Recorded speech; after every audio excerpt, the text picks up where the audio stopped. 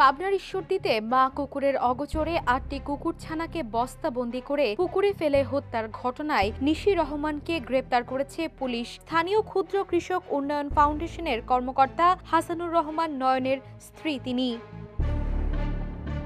রোববার ঘটনার পর মা কুকুরটিকে হন্যে হয়ে আশেপাশের ছানাগুলোকে খুঁজতে দেখা যায়। স্থানীয়রা মুখ বাঁধা বস্তা ভাসতে দেখে বিষয়টি বুঝতে পারেন। ঘটনার ছবি ও ভিডিও সামাজিক যোগাযোগ মাধ্যমে ছড়িয়ে পড়লে জনমনে ক্ষোভের ঝড় ওঠে।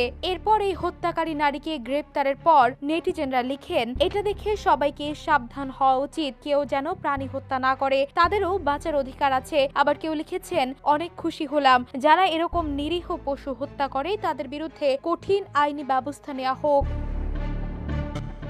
ঈশ্বরদী সার্কেলের অতিরিক্ত পুলিশ সুপার প্রণব কুমার জানিয়েছেন, নিশি রহমানকে গ্রেপ্তার করা হয়েছে। আইনি প্রক্রিয়া শেষে তাকে কারাগারে পাঠানো হবে। Desk report, the news.